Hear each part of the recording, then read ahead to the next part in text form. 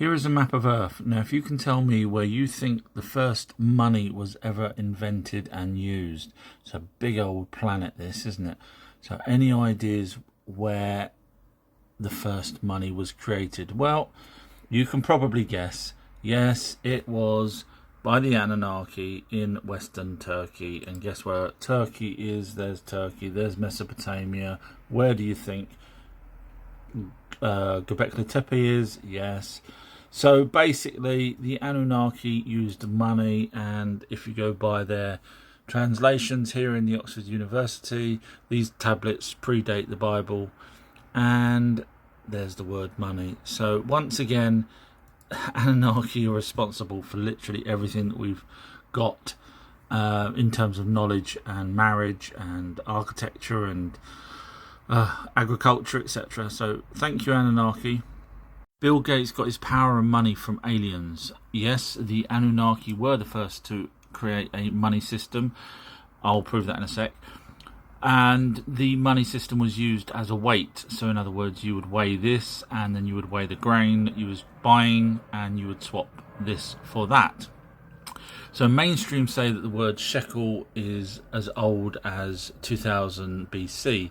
However, if you actually go back to the original tablets, when you've got people like Inanna and Enki, now Enki had died thousands of years ago, probably 5,000, 6,000 years ago, possibly even older than that. But the translations here actually have shekels in it, so therefore I think looking at that, where mainstream say it's only 2,000, obviously they don't want us to know the Anunnaki lived for a hell of a long time, and they don't really want us to know about Anunnaki. But there it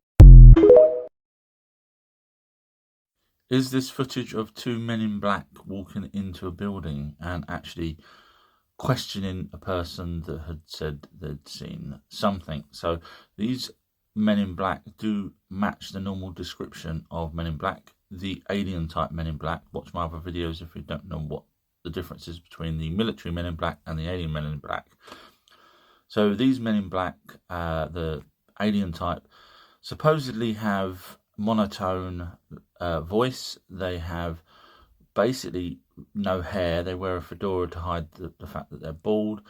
It's more than likely some sort of skin suit. Here they are coming in now. And they don't have eyebrows, don't really have eyelashes. So in other words, you could sort of imagine it being a mask that they may have put over their face to hide their real face. And when they come in, they apparently look identical. Now this is not just from this is from my other research as well. So when they come in, they look identical, and when they leave, they generally leave in an old type car, or they walk round the corner and then they're gone. The person sort of follows them, but they can't see where they went. And the old type car would be a black car, which is again indicative of Men in Black. And these are still, I'm still talking about the alien Men in Black, not the American Men in Black. And yeah, they're not intimidating per se. And what they're doing, if you're interested, even though I've done videos on this before, but basically so there's different types of aliens out there, and these ones are trying to find out what a human had witnessed.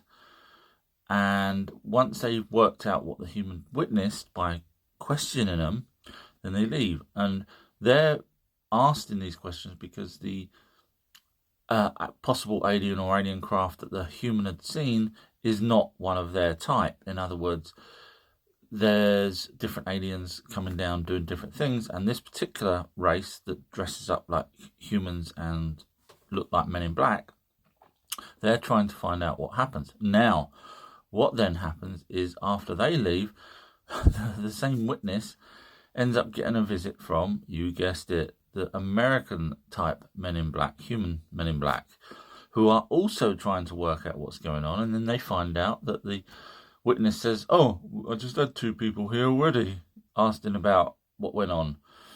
And these Men in Black do kind of threaten people. They sort of say basically, it would generally depends on how serious the case is, but the most serious you get is you'll be fine to the witness, but your friends and family won't be if you talk about this. So it depends on how strong the case was, of what they saw, whether they were abducted, etc. So that's Men in Black, but do feel free to watch my videos. I do cover it in so much more detail, along with loads of other videos. So thanks.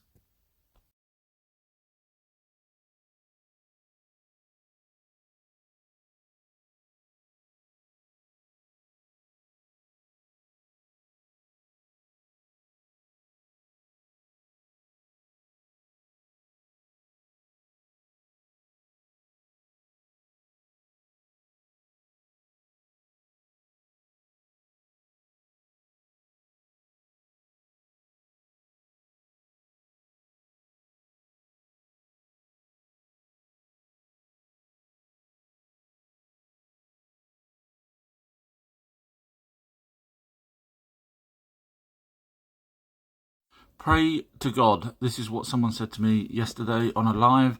They said, because we pray to God, therefore there is a God. And I did mention that the actual tablets that the Bible copied from, with the Anunnaki, the alien race that created humans, we do have prayers here.